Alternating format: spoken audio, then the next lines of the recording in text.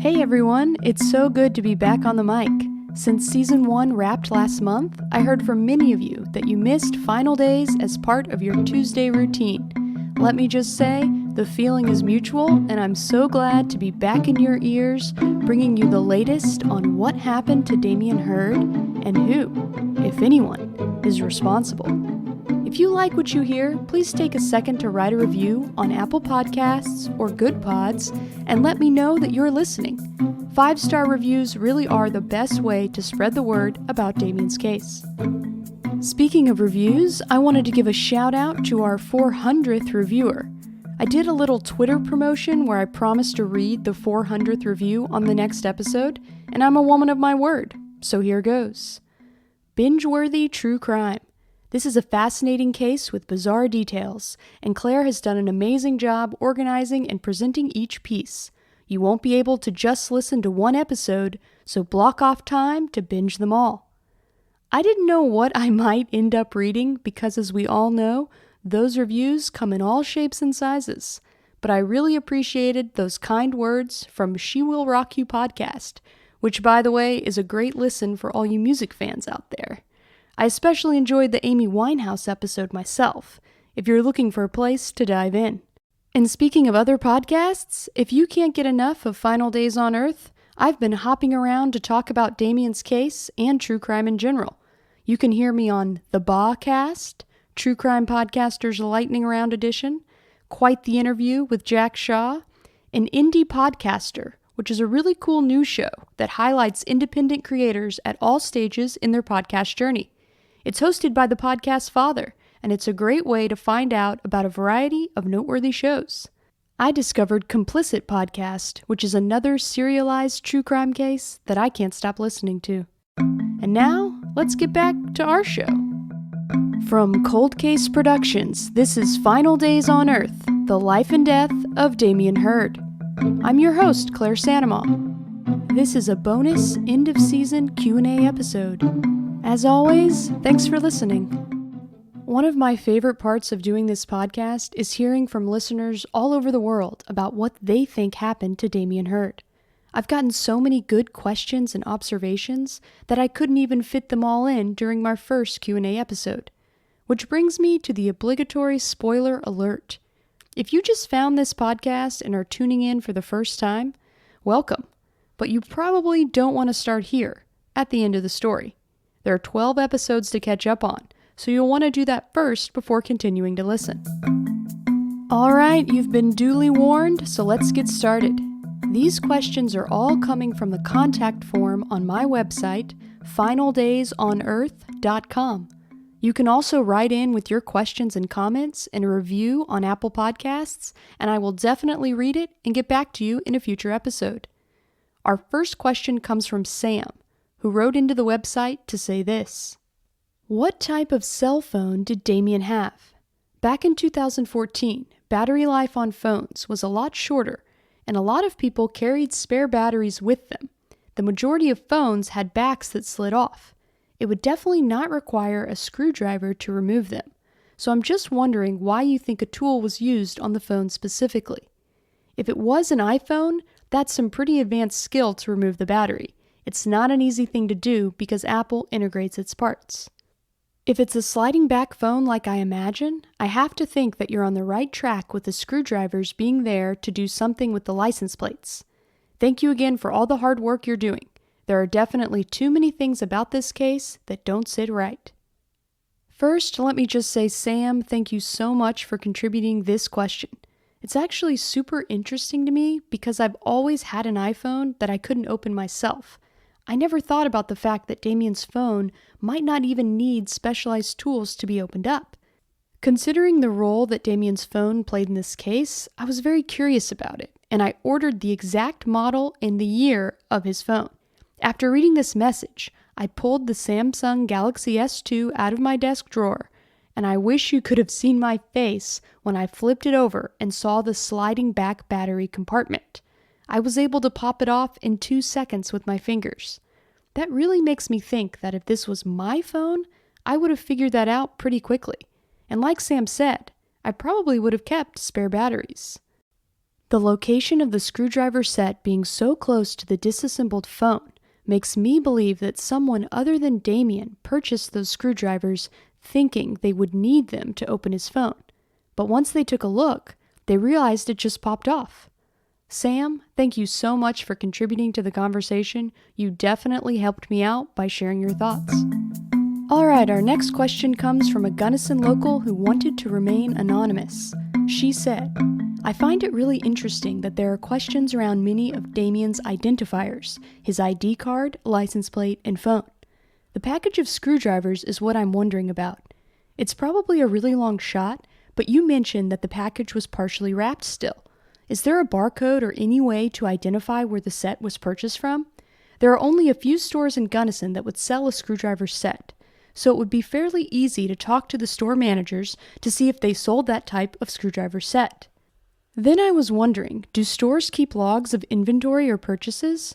I know that is going a long way back to 2014, but if they have inventory logs or something in their system to determine when items were bought, you could narrow it down to the few days surrounding his death. It would be nice to know when the set was purchased and where. If they were purchased with a card, that may be helpful information too. This is another great question and line of inquiry. The screwdriver set is definitely something that is piquing my interest more and more. The crime scene photos that I have from the police don't show the barcode, but it is a somewhat distinctive looking package, and a 31-piece screwdriver set. I'm going to think about ways to do some digging on where that package could have been purchased. It's super frustrating that none of this was done back in 2014, when it would have been much easier to track down the tool's possible origins. I'm going to add pictures of the tool's packaging to my website so everyone can see what we're working with. I'm especially interested in listeners who live in the Gunnison area and might know where those tools could be purchased locally. Again, that website is finaldaysonearth.com. Our next question comes from Randall in Colorado. He says, Claire, I have enjoyed listening to your podcast and have looked at aerial pictures on Google Earth trying to figure out where exactly Damien's body was found. I see Cabin Creek about 7 miles east of Gunnison, but I don't see an area that matches the pictures on your website. Do you have a map or other pics? Thanks so much for listening and joining in on the conversation, Randall. The location where Damien's body was found is at the intersection of Highway 50 and Bureau of Land Management Road 3107. Locals refer to it as Cabin Creek, or the Cabin Creek Turnoff. Something that was interesting to me is I noticed that none of the college students interviewed by police, or me, ever admitted to knowing about Cabin Creek. They weren't familiar with the name, they didn't show any signs of familiarity with that area. It seemed like they really genuinely didn't know about it. But other people who were native to Gunnison, like Linda Neonhauser or Matt Marvel, they did know about Cabin Creek and immediately recognized it whenever police put out information about Damien's body being found at the Cabin Creek turnoff. So that made me wonder if maybe it's a place where older local Gunnison residents are familiar with, but students at the college don't have a lot of contact with it. Google Maps doesn't work for this spot, oddly enough. I found this out when I went to Gunnison myself. It's a weird situation, but basically the Cabin Creek turnoff is right by the mile marker for 164 on Highway 50. And there's also a signpost for BLM Road 3107 once you turn off the highway.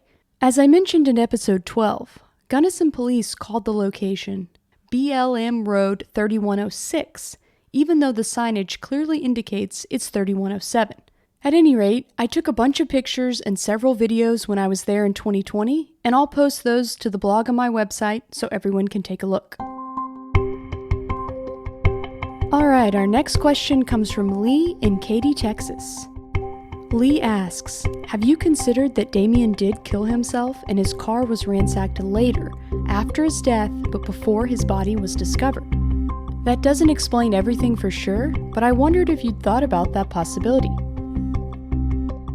Thanks so much for weighing in, Lee. That's an interesting idea. My main thought about it is if someone did ransack Damien's car after his death, They either got into the car without a sign of forced entry and relocked it afterwards, or they had his keys to do it. His car was found locked and the keys were in Damien's back pocket. If the door to Damien's car had been found unlocked, or there was some sign of forced entry, then I would definitely be more intrigued by this idea. Of course, it's possible that Damien could have left the car unlocked himself, and someone happened upon it, rifled through the items, and then relocked it from the inside. Under those circumstances, I could see it as a crime of opportunity. His car was left out in the open for days, and there were clearly tons of visible items from the windows.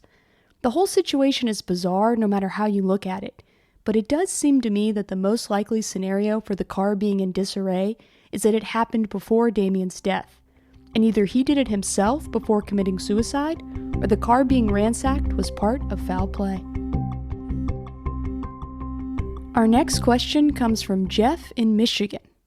Hi, I've been listening to the podcast and I just went and listened to all of the available episodes again.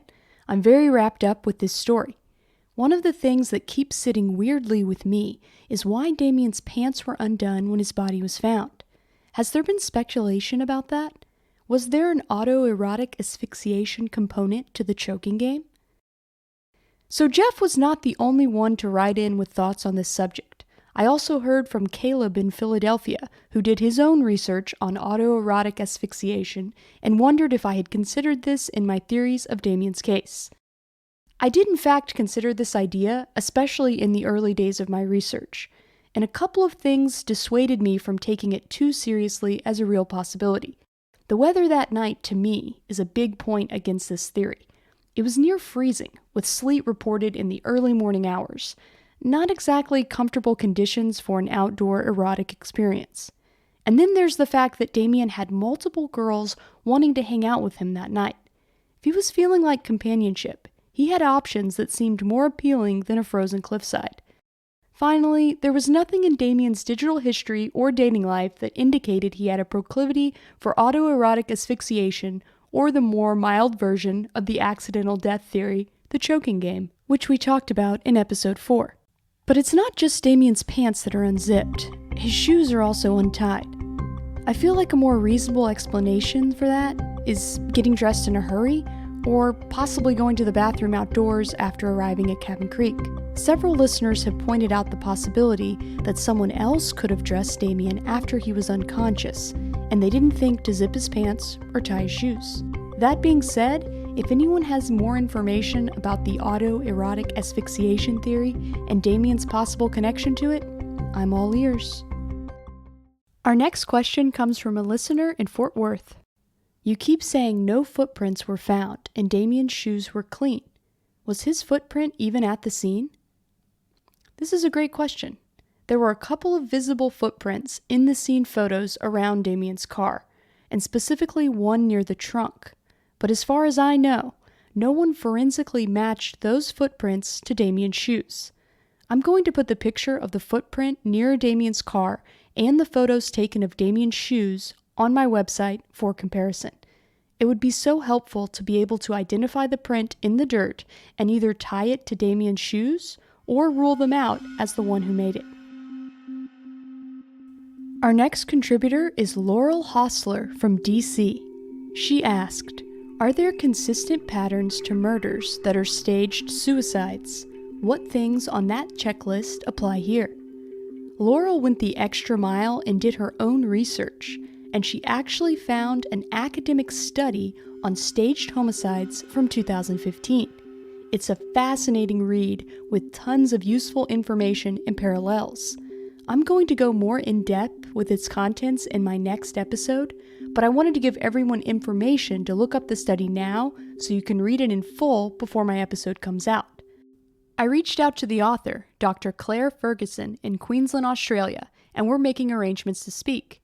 In the meantime, I'll post a link to her study on the blog on my website, finaldaysonearth.com. The title is Staged Homicides, an examination of common features of faked burglaries, suicides, accidents, and car accidents. And it was published in 2015 in the Journal of Police and Criminal Psychology. The study examined 115 staged homicides in the U.S.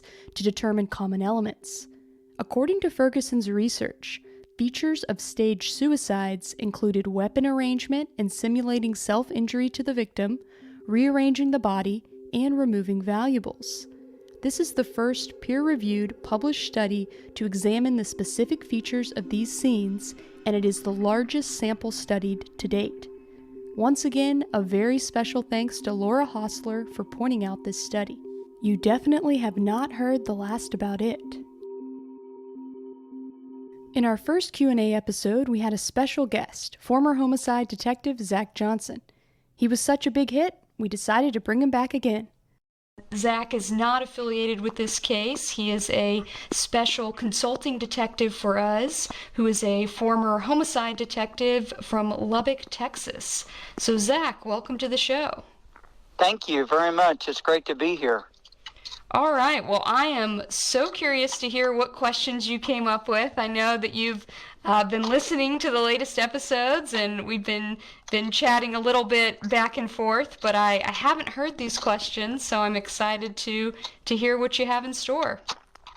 Well, my first question is concerning the individual Noah. I was very curious to see if he had ever been fully identified, and if he had been, if there was any follow-up done with him to try to figure out where he was getting his information. Yeah, that's a great question, Zach. I was also very curious about Noah. I asked Detective Christanos about that back in 2015, and his response to me was that he was never able to identify who Noah was, and that he didn't get any further in his exploration of that rumor, or of Noah being the source of the rumor, or identifying him. Whenever I did some poking around, I found a Noah that was on the football team at Western, and I thought that possibly was interesting because Kyle Pyatt had said that he'd gone to a football party. And so I didn't know if maybe a Noah from the football team, could be someone that could have been a possible source, but as far as I know, that was never checked out. There were no Noahs that were interviewed and included in the police report that Gunnison Police put out. So I agree with you that seems like an unresolved issue. There were several other people that had the information, correct, about the scene of not the scene of the crime per se, but where he was found. Right. So, there were two people. As I remember, it was Andrew Morris who first said that they heard that he got beat up and hung from jumper cables, and then it was Kyle Pyatt who also said that he heard that some kids beat him up and dumped his body. And then I believe Zach Shank also said that he heard a version of that as one of the possible theories, but he mentioned quite a few different things. But I do believe that the idea that he could have been beaten up was one of the theories mentioned by Zach Shank as well. Right. Okay. And I'm assuming that at the time that they provided the information to the detectives in their interviews, was there any information out there to suggest what actually had occurred? Or were they just saying, well, I heard da-da-da-da-da, and it was before any of the details had been released? Yes, that's a key point. So the details had not been released by law enforcement or in any official way to the media, in any known public way, how Damien was found, that he had been found hanging, that jumper cables were used.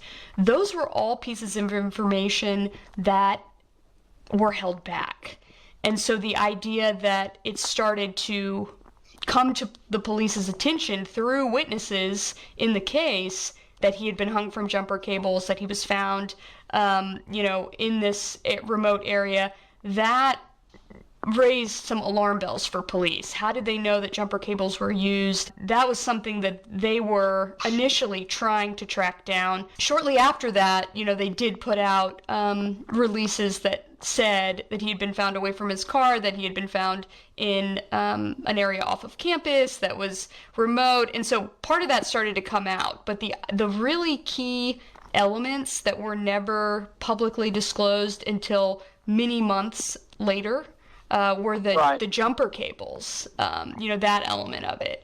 And so that was something that whenever I talked to Detective Danos back in 2015 for CBS News, he was still trying to authenticate where that had come from. He was trying to understand if there had been any leak, to the media or to anyone else that these witnesses could have been feeding off of to know that information. As I understand it, he was never able to find, a source where they could have known that from. I know he asked me personally, as a member of the media, if I had heard any information about the condition of Damien's body or how he had been found before April 9th.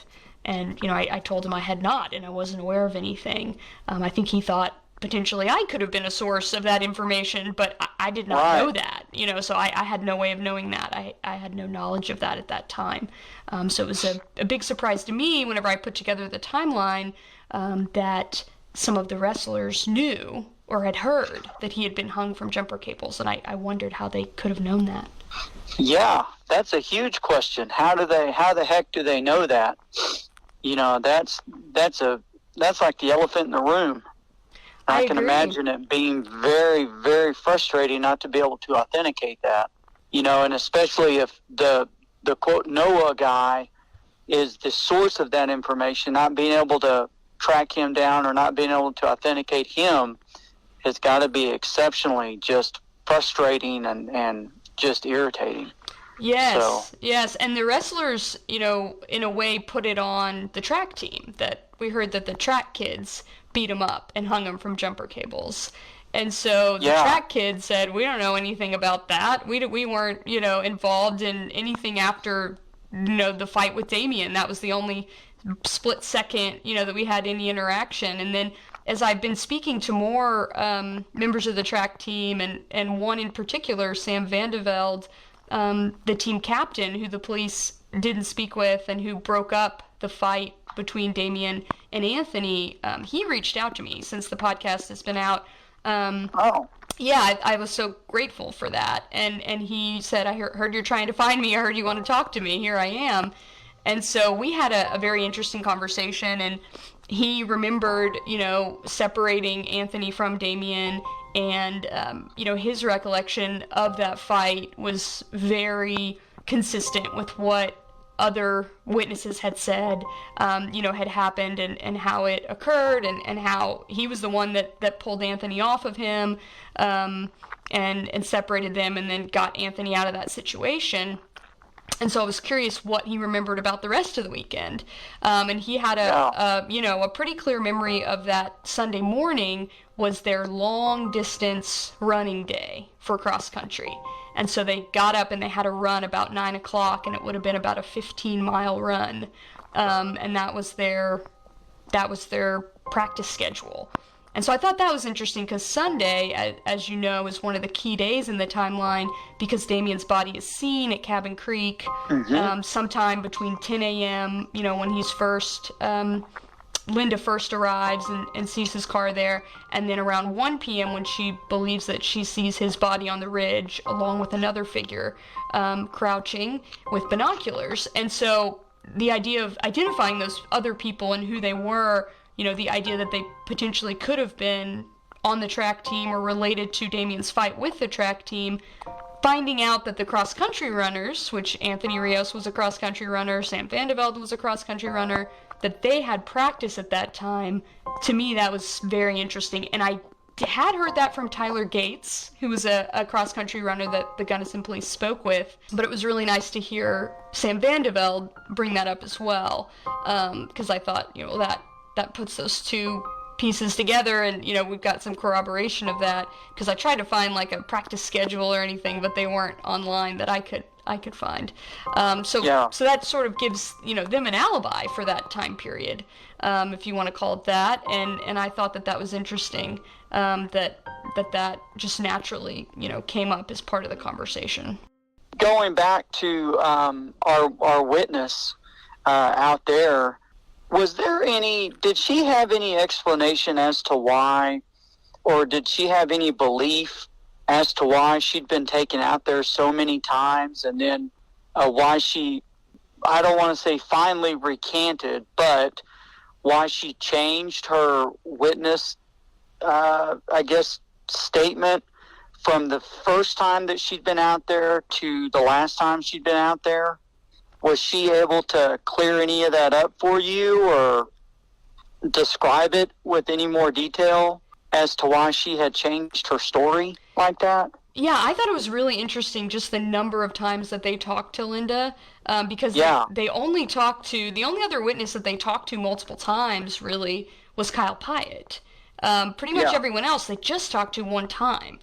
They talked to Kyle Pyatt twice. I believe they talked to Tori Boyle twice, but only one interview was recorded. And then with Linda, I believe it was 4 times that I saw that she were noted in the police report that she was interviewed by different people, some law enforcement and some, including the coroner, the medical examiner. So that was interesting. Her understanding of that was they were just really trying to figure out who the person in the white truck was. And that was what she felt like was the piece of information that they really honed in on. Was she ever able to articulate why she had changed her statement to, well, I saw this, and then as we go along through the different interviews, well, that's not actually what I saw, I was confused, it was shadows, those types of things? Was she ever able to articulate that? Yes. For anybody? Yeah, what she said to me, because I was curious about that as well, and whenever I met with her in the summer of 2020, and I was going through all the different statements she'd made with her and asking her about them and the chronology of it, the way she phrased it to me was that, the police told me that they didn't see any footprints out there, so I couldn't have seen what I thought I saw, because there weren't any footprints. Interesting. Yeah, and so that to me seemed like a kind of a stretch to take an eyewitness statement and then after the fact say, well, we couldn't find footprints 4 days later whenever we arrived, so you must not have seen this. That was her recollection of it. That's how she felt like she came to that conclusion. But, even as I spoke to her, she really never changed her story, in that her initial impression and what she saw has stayed remarkably consistent.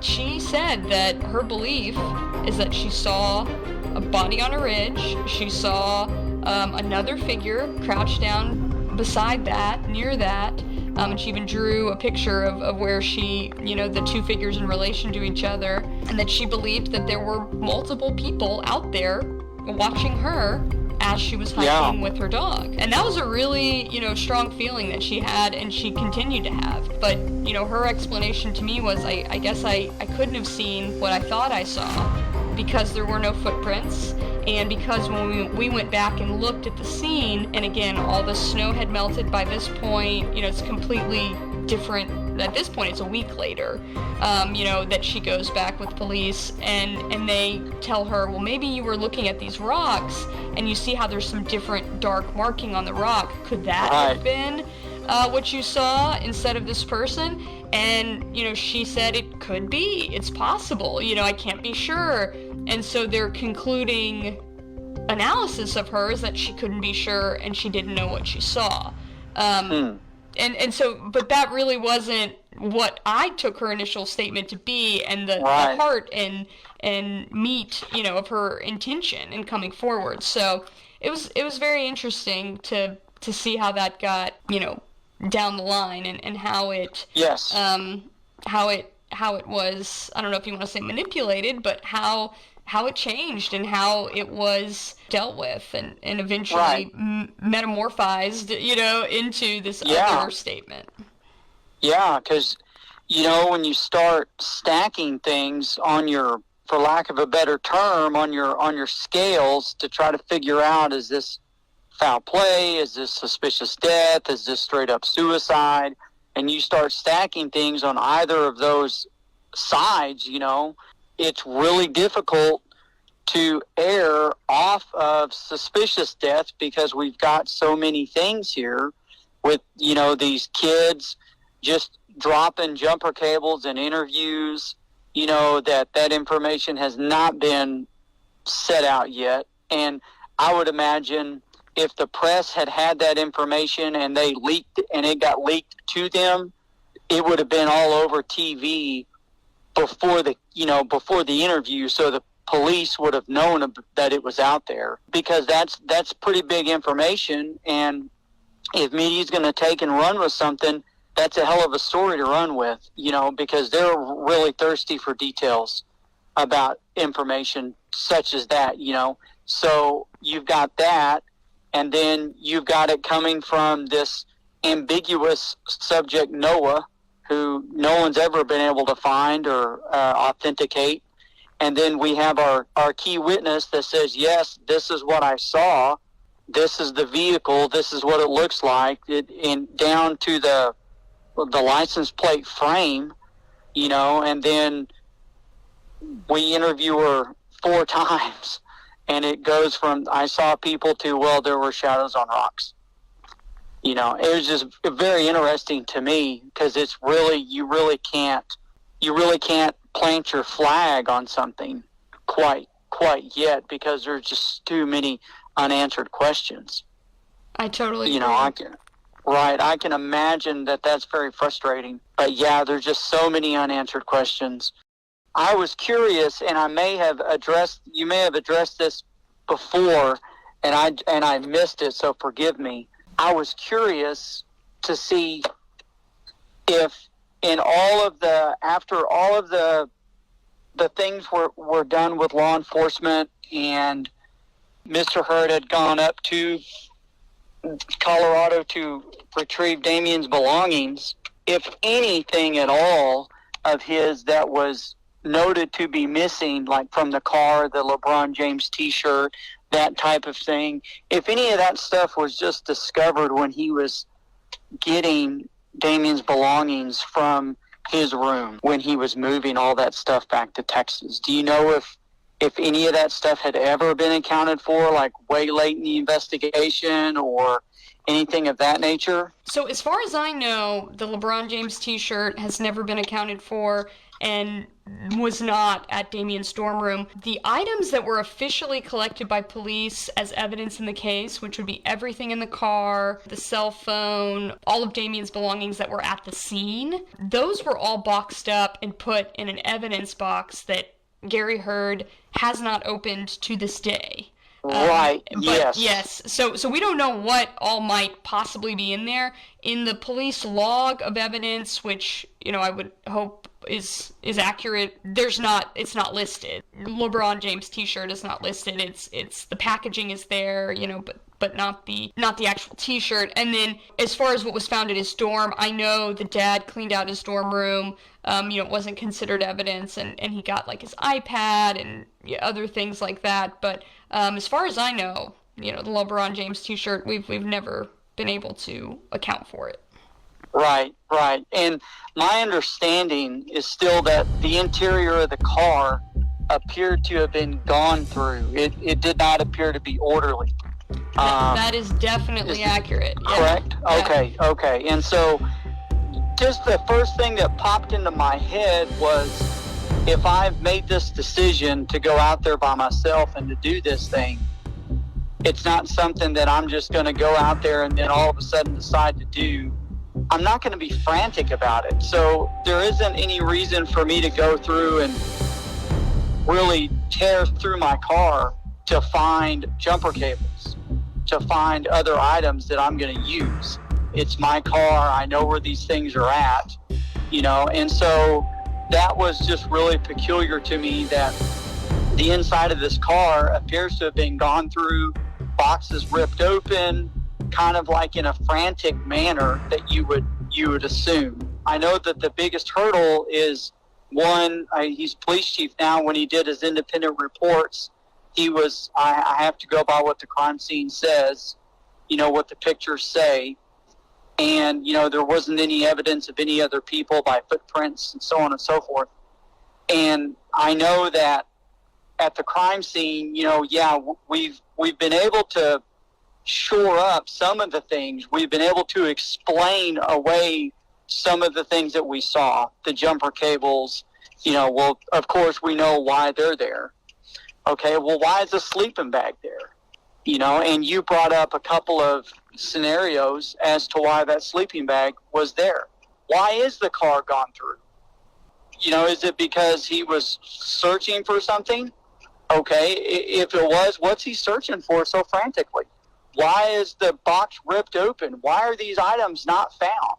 A statement was brought up, well, when people are getting ready to end their life, they give away certain things. Well, okay, that's all well and good, but wouldn't people have come forward and said, well, for some reason he gave me this LeBron James t-shirt, or for some reason he gave me these earrings, or some reason he gave me this piece of property. I had no idea why he did it. He just did it, because that's what you commonly see in those types of investigations. People come forward and they say, they gave me this and so on and so forth. So I was just very curious as to how the evidence at the scene, save the lack of footprints, could be explained, or if it was ever explained, because, you've got to account for every last detail. We can't just pick and choose what fits. We have to account for everything at the crime scene. I was just really curious as to how many, if every single thing at that crime scene had been explained to where they felt comfortable with it. I'm assuming that they did, because the case is closed out. Right, they felt comfortable with it. Gunnison Police felt comfortable with it. Lieutenant Matthew Murray felt comfortable with it.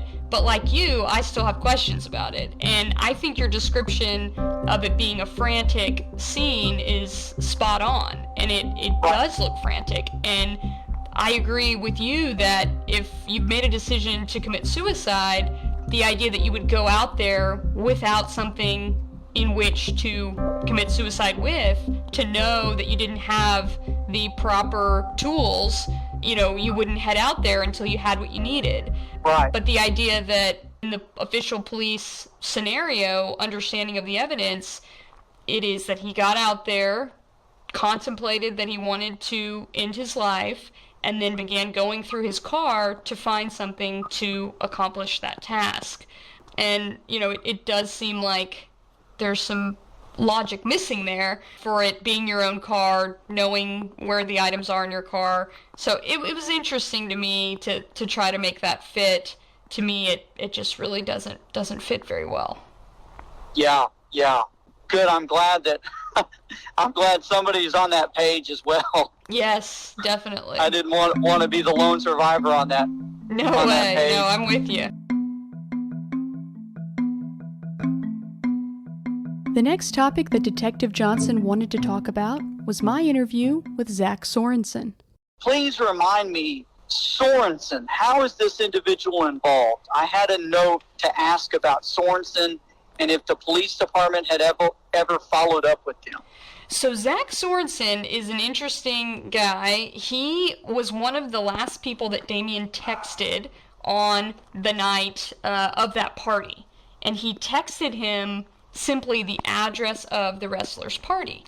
And there was no response that I could see from Zach in Damien's phone, and, that was the end of that. But whenever I was going through Damien's phone records and trying to figure out, how to create this timeline again of Damien's night and of his final days on Earth, I noticed that there was this text to a Zach that I'd never heard of before. And in the phone, he was listed as WSCU Zach. And I saw that the number was different than Zach Shank, who was also a Western, student. And so I thought I would just call it and see who it was and see if he would talk to me.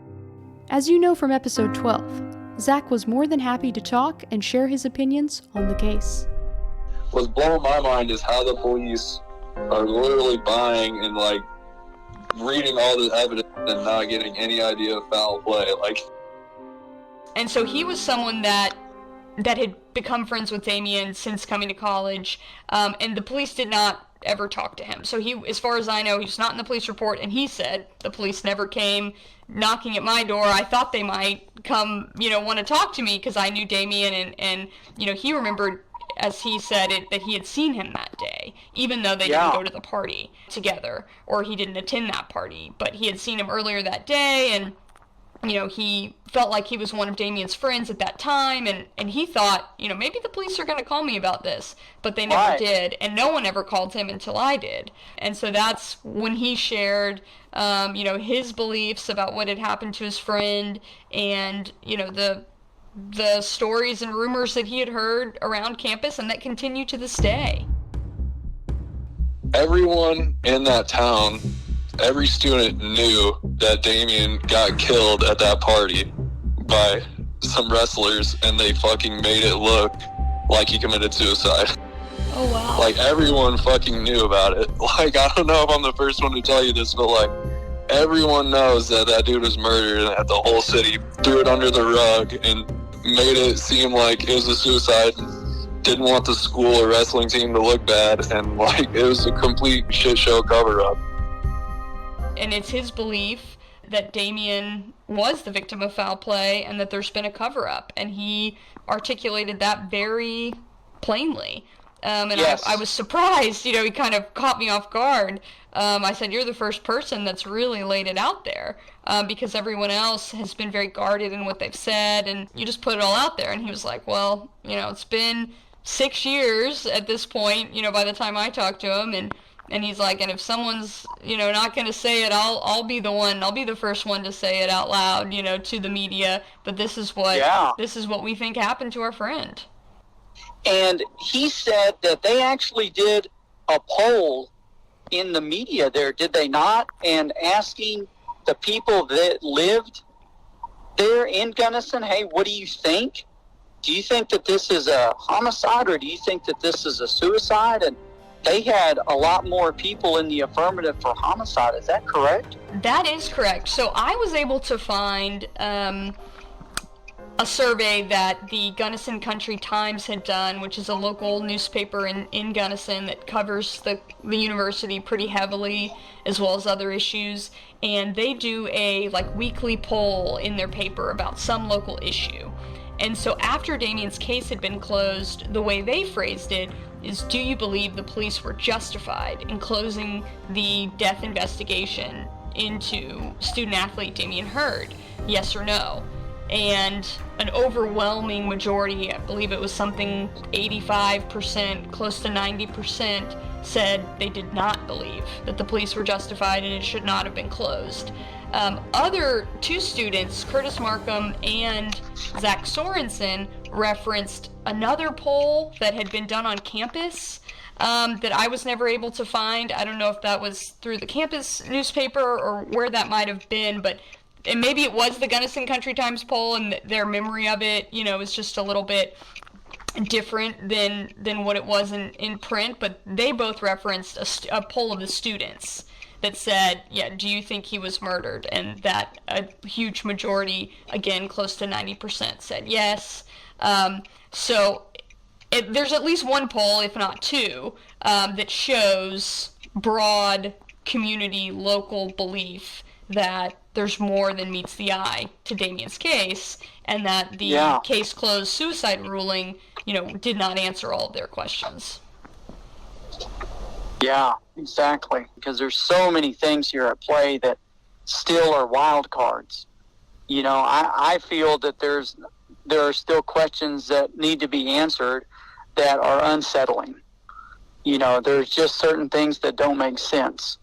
Yes, obviously I agree with that. I'm curious, from your perspective as an investigator, as a law enforcement professional, what do you think, if anything, could be done at this stage with Damien's case, or should be done? Well, what you need to do is you need to have somebody there at PD reopen it. right? Of course, it'd have to be reopened by PD for further investigation. And then and that's going to be a tall order, but after they do that, then I would start trying to fill these holes and ask these questions that are the really hard ones, that are going to be the most challenging, such as, we need to get this kid identified that had this information that gave to these wrestlers about jumper cables, because we sure as hell didn't do that. So we need to get that out there. We need to figure out who that person is, track them down, interview them, and find out, hey, how do you know this? So we can get that ghost exorcised. We can get that demon out of here. So let's get that done. Detective Johnson is referring to the rumor first mentioned by wrestler Andrew Morris about Damien being beaten up and hung from jumper cables. The fact that jumper cables had been used in Damien's death was key information that had been held back from the public at the time that Andrew divulged it to police. Andrew said he heard that information from his brother, Justin Morris, who lived in Pueblo, Colorado. When Detective Chris Stanos talked to Justin, he told him the source of the rumor was a kid named Noah, but that person has never been identified. In addition to finally determining the source of the jumper cable information, Detective Johnson said his next point of inquiry would be about hiker Linda Neonhauser. I would be exceptionally interested to see if Linda would still be down with doing a cognitive interview, and if she would be, having that done and seeing what information we can get from that. I have to tell you something about Linda, because I had that same thought, and I wanted to follow up with her right before the podcast was released. I had her cell phone number, and I went to call her, and the number, it didn't work. And so then I looked her up, and she actually died in February 2020. Oh, she did? Yeah. Oh, no. Yeah, of cancer. And I was devastated. Yeah, I was really devastated for her. Primarily just, I had no idea that she was sick or, anything. It was so sad. And then, of course, the information that's lost forever with her. Right. I'm grateful that she gave so many interviews, and that, she's on the record multiple times, and including the interview that she did with me, which, as far as I know, would be her final statements on it. Yes. And then finding out that she had passed away, suddenly and somewhat unexpectedly, that was really heartbreaking. Yeah, man, that is so tragic, because she had such a tragic story. Yes.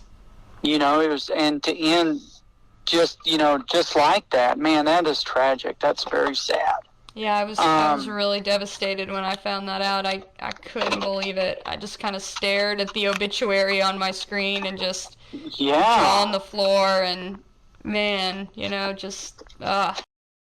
Detective Johnson said he's run into a similar issue before in his own cases, where a key witness died before being able to testify.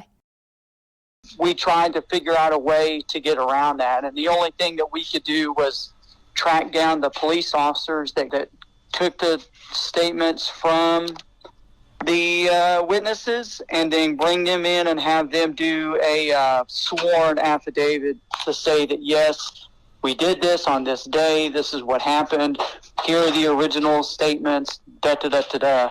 And that was going to be the best that we could do on that. Except for her witness statements, I think the most important thing would be to track down this Noah kid, find out exactly what he knew, how he knew it, when he knew it, and then see where that takes us from there.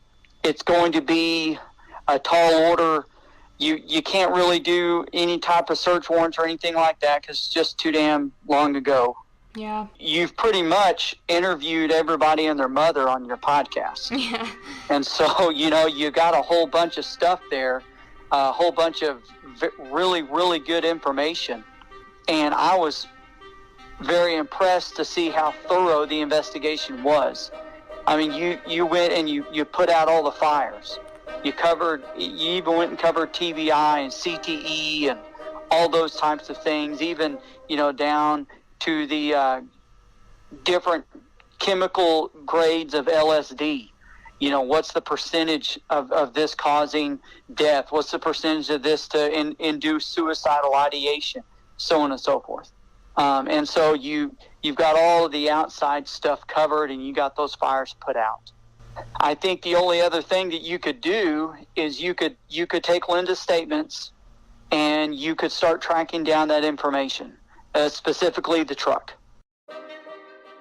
Detective Johnson is referring to the white truck with the extended cab and camper shell that Linda Neonhauser saw at Cabin Creek on Sunday, March 30th, 2014. The vehicle and its owners have never been identified. Yeah. And not being able to present this stuff into court, you could use that as leverage. And what I mean by that is you go back, you get the information on the pickup truck from what you know, and then instead of looking up license plates, you go through the people that knew him, right? And you start trying to figure out if at that time, in the circle of friends that he had, who drove a vehicle that was like this one. And when you can track that down and you can find it, then you start bringing those people in, and then you start saying, hey, you know, on this certain day at this certain time, we know that, you know, there was a vehicle that matches your vehicle description that you drove at that time, and it's up there where he is. How do you explain that? And see where that takes you. Right, and of course, my mind immediately goes to wrestling captain Kyle Pyatt, who was driving a white truck with an extended cab that was registered to his parents at that time. So that's certainly an interesting follow-up interview that was never done. Yeah, and you know what? Honestly, Claire, that's not going to be that tall of an order. I agree with Detective Johnson that for a police officer, getting these witnesses to talk wouldn't be that difficult. A journalist like me, however, lacks the power of the badge. As I've mentioned in previous episodes, Kyle Pyatt has declined repeated offers to be interviewed for this podcast. You get a hold of him and just say, hey man, you know, we're looking into this thing again. There's just a whole bunch of questions that are unanswered, and I just need to know, because I'm trying to cross my T's and dot my I's. What type of vehicle were you driving at the time that this occurred? But that would be something that I would heavily consider doing. And really and truly, you know, there could be multiple people who were driving a white truck with an extended cab at that time, because it's a popular, common vehicle. So we know for sure, we really do know that Kyle was driving that vehicle, but what we don't know is if anyone else was. That's exactly right. And none of them have been interviewed about their vehicles. Right. And, Right, and so that's got to be, because here we go again. Here we go again back to, what does the death scene tell us? What evidence is there? Well, even though that this witness statement, it's not occurring at the time that police discover the scene, the witness statement still includes details of the scene where his body was there. You know what I'm saying? Absolutely. Right. She got there before the police did. She saw it in a more pristine manner than they did. Before it was disturbed. And so you don't have the luxury to say, okay, I believe that you saw this person, and I believe that you saw that person. I know that you did, but these other things, they weren't seen, right? You don't have that luxury. She says that this was the scene before the police even got there. This is what I saw. Then we have to investigate that. If we cannot confirm any of that, then okay, fine. That's all well and good. We did our due diligence. We can't confirm that stuff, and we go on about our life. But until we cannot confirm anything, until we either confirm or deny it, we've got to investigate it, and we've got to be able to stand up and say, yes, I followed that lead and it ran me right into a wall, or I followed that lead and it took me here and then it took me here. You know, so. But I believe that, yes, you can always do something in a case like that where there's questions, but the tallest order is going to be reopening that bad boy. Right. It's going to have to be reopened. And the other thing that's going to have to be done is the medical examiner is going to have to rule it other than suicide, unknown cause, suspicious death. Because if you can reopen it all day long, but you can't get past that suicide ruling by the medical examiner. Yeah. And from what I understand, you may have some ground to stand on if you can go to the medical examiner's office and say, look, this is what we've uncovered so far. We reopened the case. We've been doing some more investigation. This is what we have found. We believe that there could be some suspicious circumstances after we've looked at it again. Would you consider amending your ruling? And here's the investigation. Could that happen? I don't know. I'm not in Colorado. But that would be something that you sure could try. Cold cases are exceptionally solvable. You just have to be able to look at it and get a little bit creative and think outside the box on it. It's definitely worth another look for sure. But you got to get over that hurdle of reopening that case. I agree. Yeah, and I thought it was interesting that the medical examiner said, if any additional information comes to light, like I would, consider it and, reconsider this ruling. It just always felt like there were unresolved issues that were pretty key, like when did this young man die? So it's always been an outlier to me, just in all the cases that I've looked at and worked on and studied and reported on. It just seems like it has way more unanswered question than the typical quote-unquote closed case. Yeah, for sure. I would definitely agree. Thanks again to Detective Johnson for joining us on another Q&A. Unfortunately, that's all we have time for today. But I do have another episode up my sleeve for next week. Here's a sneak peek. On a special bonus episode of Final Days on Earth, the life and death of Damien Hurd. Multiple people have come forward and contacted me after hearing the podcast. People involved in the case, like Damien's mom, Jamie Hurd. I mean, he talked to his dad more than he did me, but we talked every Saturday. That was our thing. So he can talk to his little brother. Even on the 29th, he told me he was going to that party. Former cross-country runner Sam Vandeveld, who broke up the fight between Damien and Anthony Rios. And so he was just really upset, like crying and having a hard time. And someone else who came forward, who I'd never heard of before. Name's Joe Montiano. I was Damien's RA his freshman year. But that Thursday was the last time I saw him. We actually ate lunch. I just asked him what his plans were, and he told me that he was probably just going to do the usual, like maybe go for a hike because the weather was supposed to be nice that weekend. Plus, we'll take a look at the fascinating work of Dr. Claire Ferguson, who has been researching detection avoidance behaviors by murderers and crime scene staging for the last 15 years. Don't miss it. Final Days on Earth is recorded in Dallas, Texas for Cold Case Productions in partnership with Podcast One and Live by Live. Each episode is written, reported, and produced by me, Claire Sandomal. Original theme music composed and performed by Riley Simmons. Songs licensed from PremiumBeat.com are Bending Truth and A Thin Line. Editorial consultant is Lucy Scott of LucyMedia.com. Additional production help from Amber Robinson, Janice Sue, and Elise Weber. Executive producers are Sharon Richards and me, Claire Sandomal. Special thanks to Zach Johnson from the Lubbock Police Department and everyone who has submitted questions and comments about Damien's case. I really appreciate it.